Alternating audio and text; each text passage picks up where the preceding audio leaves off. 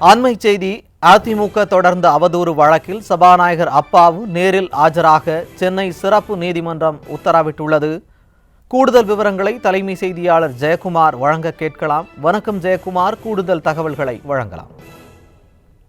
அவதூறு வழக்கில் செப்டம்பர் 9ஆம் தேதி நேரில் ஆஜராகும்படி சிறப்பு நீதிமன்றம் சபாநாயகர் அப்பாவுக்கு சம்மன் அனுப்பியிருந்தது. குறிப்பாக இன்று 2:30 மணி அளவில் நேரில் ஆஜராகும்படி சிறப்பு நீதிமன்றம் உத்தரவிட்டிருக்கிறது. சென்னையில் கடந்த ஆண்டு புத்தக வெளியீட்டு விழாவில் சபாநாயகர் அப்பாவு பங்கேற்று அதிமுகவிற்கு அவதூறு பரப்பும் விதமாக பல்வேறு கருத்துக்களை அவர் தெரிவித்திருந்தார்.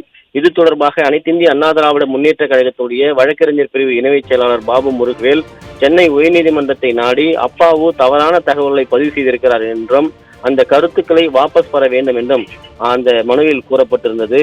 தனது கருத்தை அதுவரை அப்பாவு வாபஸ் பெறவில்லை. இதனையடுத்து அதிமுகவுடைய புகழுக்கும் பெயருக்கும் களங்கம் ஏற்படுத்தும் வகையில் சபாநாயகர் அப்பாவு பேசியிருப்பதாக அந்த மனுவில் மேலும் தெரிவிக்கப்பட்டது.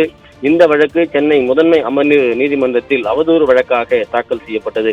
கோப்புகள் அனைத்தும் சரிபார்க்கப்பட்டு அந்த வழக்கானது நீதிமன்றத்தில் விசாரணை நடைபெற்ற போது சிறப்பு நீதிமன்றம், குறிப்பாக சட்டமன்ற உறுப்பினர்கள், நாடாளுமன்ற உறுப்பினர்கள் விசாரிக்கக்கூடிய சிறப்பு நீதிமன்றத்திற்கு அந்த வழக்கை மாற்றி உத்தரவிடப்பட்டது.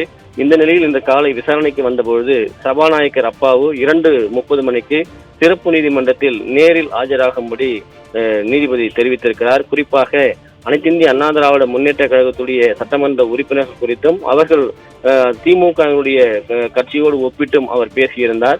அது ஏற்புடையதாக இல்லை. அனைத்திந்திய அண்ணா திராவிட முன்னேற்ற கழகத்திற்கு களங்கம் ஏற்படுத்தும் வகையிலே அவருடைய பேச்சு இருந்ததாக அந்த மனுவிலே குறிப்பிடப்பட்டது.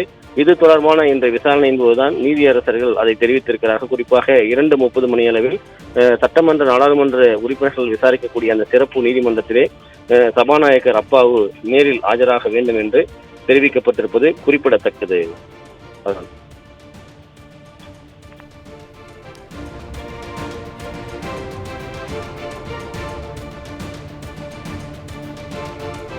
கூடுதல் தகவல்களை வழங்கியமைக்கு நன்றி ஜெயக்குமார்.